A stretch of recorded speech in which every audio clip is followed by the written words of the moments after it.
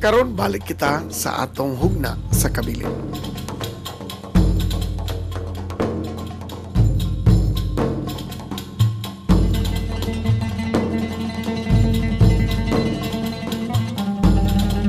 Muna sa ang Iloilo, yang angga sa Angel, siya ang nagtrabaho aning kuan kaning siklat sa ubos sa ilang balay.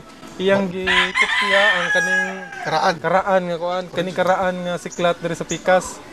Mo sa imong gisunod. So, Kini balaya karaan na gyud no. Sa imong lolo pa ni. dulo po yan. Sa Spanish period ini. Na sunod ninyo ni papa ninyo. Oh, kanang ilahan na ang kuan ring ngalan nga doan. Sila gihatag sa kuan Yatag. sa apuhan. Pila dako kay ni, pila ni ka kwarto dito sa taas. Duha ra man gi buhat ya sa taas. Pero dako kayo. Dako ang sala. Unya habog siya no kay budiga ang ilaw. Oh, Negosyante ang lolo nimo, lolo sa lolo, may koprasan. Sa unang ro tindahan diri sa uno. kuan sa mga katigulangan to nilang tuto. Sa Kini dinhi unsa may gibutang sa una? Mga manukan. wala ra. Inani ka habog Pinspin ka Mga naman. inani rin. Okay, yan naman basa dali lapukon. Pero po, Sa unang mga panahon mo, mumay ang yang kurma bitaw. Saka jud isa. Oh, inani man. inani ka taas. Taas ra pud kayo.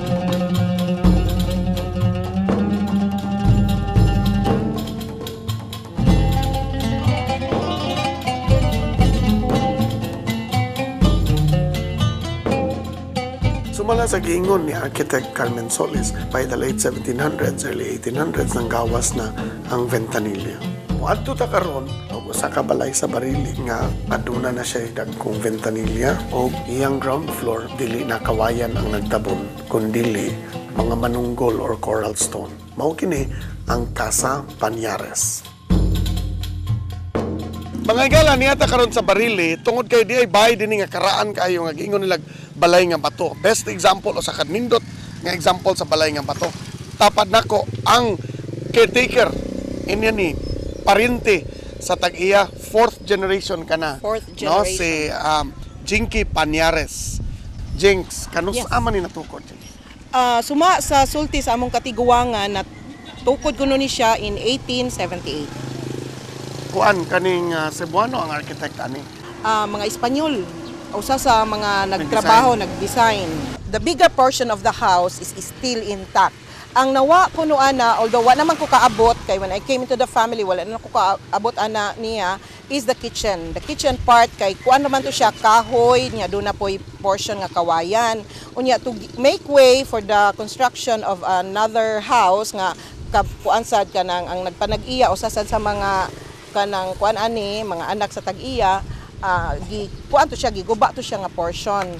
Ang gatukod gyud ani si kinsa man. Si Mariano Pañares, great grandfather na siya sa ako ang husband. Dili siya mayor. He was No. unsa may negosyo. Kuan si Mariano kanang kuan man to siya migrant to siya diri sa Barili, dili siya lumad. Atag-asa. Taga Naga siya, Naga diri sa Cebu, no? Unya kanang ang iyang barkada ato si Don Pedro Cui. Unya from Cebu ni ani sila diri kay nagnegosyo sila. Unya ang iyang negosyo diri na malitsag mga kayutaan, daghang yuta. Unya tungod lagi kay abunda pa kayo ang kalubihan ni atong panahona, gi-consider to siya nga coconut kingpin of the Southwest.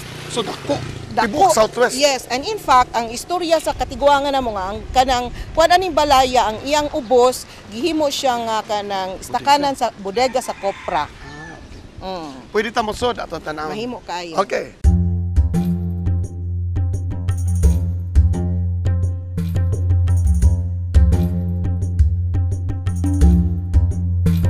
Kanang sa unang panahon ang gisulti nila sa mga karaang tao nga ang tao kuno nga nagsakay og kabayo makasud diri. Ingon ani ni siya kataas ang kini nga pultahan. Nya ang pultahan ani kanang kahoy. Wala na Oh, karon dili gilisa na di gate. karon gilisa naman nato og gate kay nalata naman siya sa pagdagan sa panahon. O na siya. Kano sa maning tubig ning sugod og gawas? Nisugod og ang daay tubig diri sa dihang nitubo na sad ang Dalan. dalan no. Gikuan na ni pasaka ng dalan sige asfalto, semento, hangtod ang mga kanal, gisemento na sad na ang taas ang So, elevation sa sementado niya kanal. Oh, sementado ang kanal. So, taas ang elevation sa kanal so mo kuan mo seep gyud ang water mo nang naay tubig diri. Constant gid ni. Yes, basta muagi ang uwan, pero summer dried up ni siya dire. So that's the time nga amo ana siyang kanang scrapon ang kanang iyang Buga or lapokon? Lapokon. Naa sa jay kanang inigkuan jud init kay katong El Nino. Very dry yun siya. As So, in, nakuha ninyo na- powdery dry. So manood ta.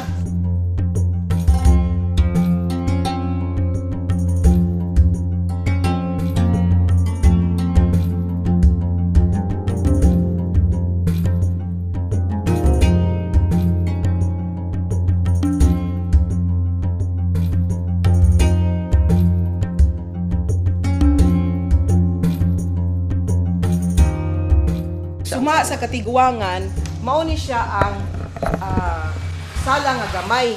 Pero ang sala nga dako kani gyud siya nga bahina. Atong gisudlan. Oh, kay atong gisudlan kay kung imo na siyang abrihon kani siya matangtang man na mahipos man na siya.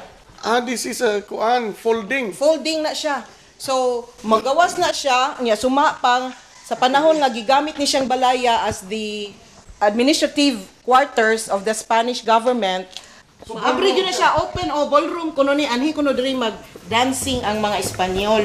Ani diri mag-party.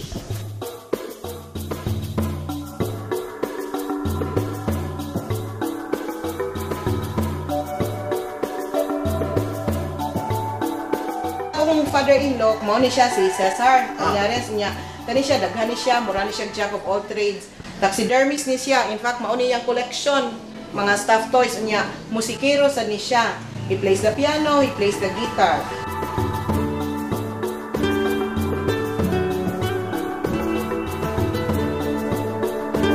Kini is porcelain, no? Yes. From Ano the siya? That's the door to the other door. We were told nga kani mo'y door sa mistress of the house.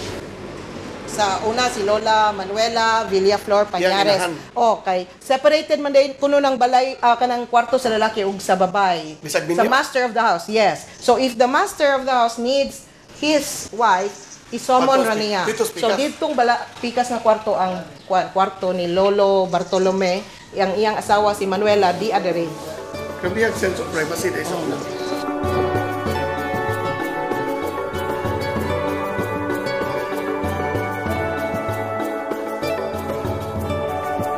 So, pili value, ano yung marami?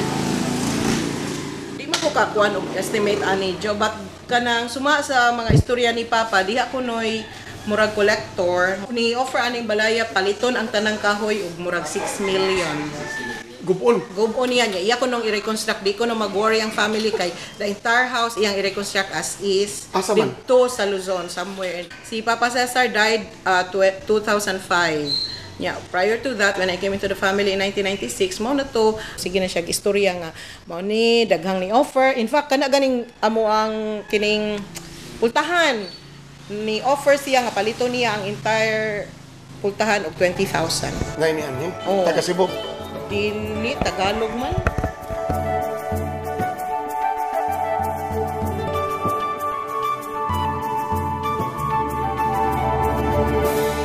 Kining Pañares House is an example of late Spanish na. Yeah, middle to late Spanish. Middle to late. Kay daghan naman siya mga design nga makita na nimo at that period nga influence like mga Victorian Renaissance nga So, kanang fretwork imong giingon. fretwork kanang nay mga kolom-kolom. Aha. Di na siya inana ka-simple. Ah. Mugasto gyud ang mutokot. Oh, mugasto Kay gyud Di man na. na siya functional, no? Nay uban arte, nay uban functional. But then ang mao na imong makitaan nga og simple imong buy at that time, it means unsa ang imuhang ma-afford. Aha. Kay og maghimo kag daghang dekorasyon, kinahanglan magdaghang carve works. So kinahanglan gyud kag mohimo imong bayran So, para gusto. mahimog carvings. Or you buy it from outside the country. Idadon. Mubalik ang kabilin, human ni ining mga gamayng pahinumdum.